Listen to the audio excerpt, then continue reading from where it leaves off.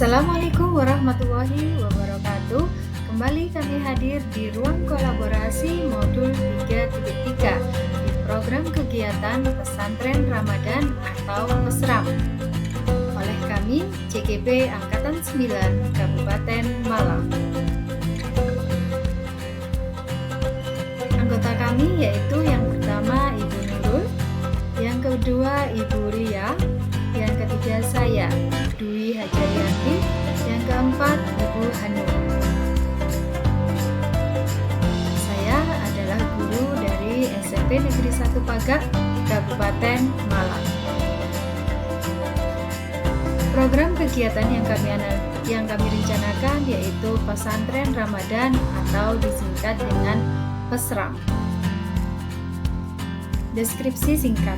Pesantren Ramadan merupakan kegiatan kerohanian Islam yang dilaksanakan pada bulan Ramadan.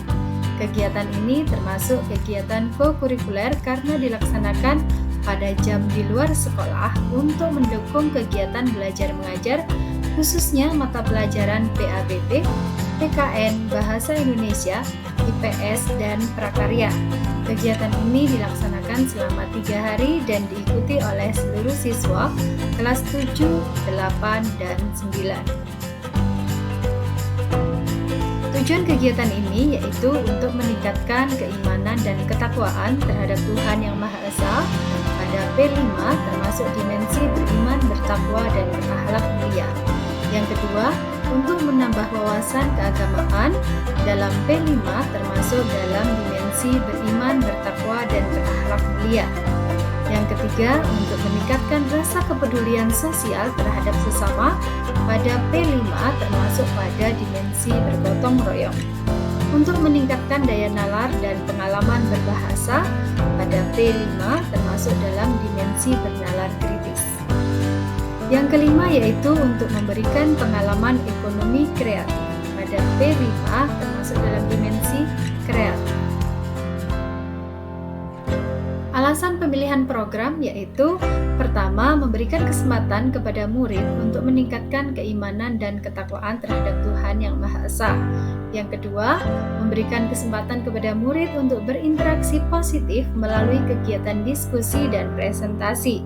Yang ketiga, memberikan kesempatan kepada murid untuk berkontribusi pada kegiatan positif di sekolah melalui kegiatan penyediaan takjil. Yang keempat, memberikan kesempatan kepada murid untuk berinteraksi sosial dengan masyarakat sekitar melalui kegiatan pembagian takjil.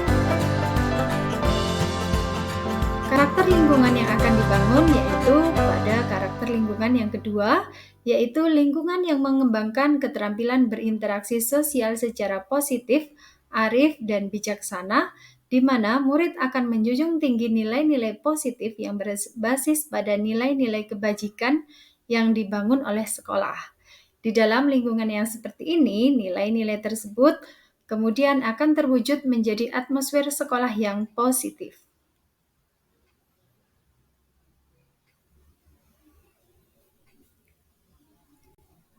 Bagaimana pelaksanaan program? Ada 3 kegiatan yang akan kami rencanakan, yaitu kegiatan 1 berisi pembiasaan dan materi tentang keislaman. Contoh, sholat duha, pemberian materi sholat, puasa, dan zakat. Yang kedua yaitu produksi minuman dan makanan untuk takjil dan pembagiannya, serta buka bersama. Kegiatan yang ketiga, sholat tarawih dan tadarus. Berikut kami sampaikan mengenai rundown acara mulai kegiatan 1 dan yang dimulai pada pukul 7 dan nanti akan berakhir pada pukul 13. Kemudian kegiatan 2 dimulai dari pukul 13 sampai dengan pukul 17.30. Kegiatan 3 mulai dari 17.30 sampai dengan pukul 20. Diagram Y yang kami siapkan yaitu pada aspek suara. Setiap materi melibatkan murid untuk berdiskusi dan mempresentasikan hasil diskusinya. Yang kedua, pemateri memberikan umpan balik pada diskusi siswa. Yang ketiga, melibatkan pengurus rohis untuk terlibat dalam kepanitiaan. Yang keempat, memberikan kesempatan kepada murid untuk menentukan menu takjil. Pada aspek pilihan, kegiatan ini meliputi memberikan kesempatan kepada murid untuk memilih kelompok, memberikan kesempatan pada murid untuk menentukan tempat pembagian takjil, tentu saja dengan range tertentu, misalnya 500 meter ke arah barat, timur, utara, dan selatan dari sekolah. Kemudian memberikan kesempatan kepada murid untuk menentukan menu buka puasa per kelas, menu apa yang akan mereka gunakan pada saat buka puasa ditentukan oleh kelas itu sendiri. Kemudian memberikan kesempatan kepada murid untuk menentukan juz yang dibaca.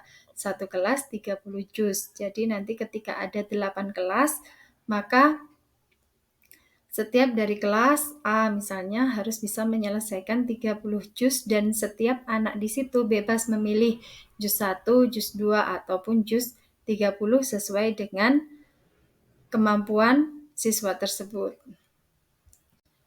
Kemudian kepemilikan pada diagram Y terlihat pada merespon dan menindaklanjuti umpan balik yang diberikan murid, menciptakan lingkungan belajar yang murid bisa menetapkan tujuan belajar, kriteria keberhasilan kelas mereka sendiri, dan menyesuaikan pembelajaran mereka. Yang ketiga, mengajak murid menentukan menu takjil dan menu buka puasa serta strategi untuk mencapainya. Dan yang keempat, mengajak murid untuk membagikan takjil kepada masyarakat sekitar. Yang terakhir, melakukan penilaian diri sendiri. Kesimpulan yang kami buat yaitu kegiatan pesantren Ramadan merupakan kegiatan yang berdampak positif pada murid. Pesantren Ramadan perlu dilakukan karena kegiatan ini dapat memberikan kesempatan kepada murid untuk meningkatkan keimanan dan berinteraksi sosial. Pada aspek suara, murid dapat menentukan menu takjil dan berdiskusi kelompok. Pada aspek pilihan siswa dapat menentukan juz yang akan dibaca. Pada aspek bertanggung jawab, siswa dapat menentukan strategi untuk menyiapkan dan membagikan takjil. Kegiatan berbagi dapat dilanjutkan setelah kegiatan pesantren selesai sebagai salah satu upaya melatih kepedulian siswa.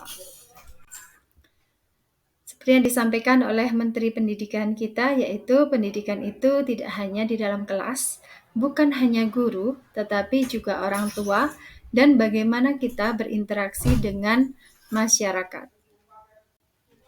Terima kasih. Demikian presentasi dari kelompok kami.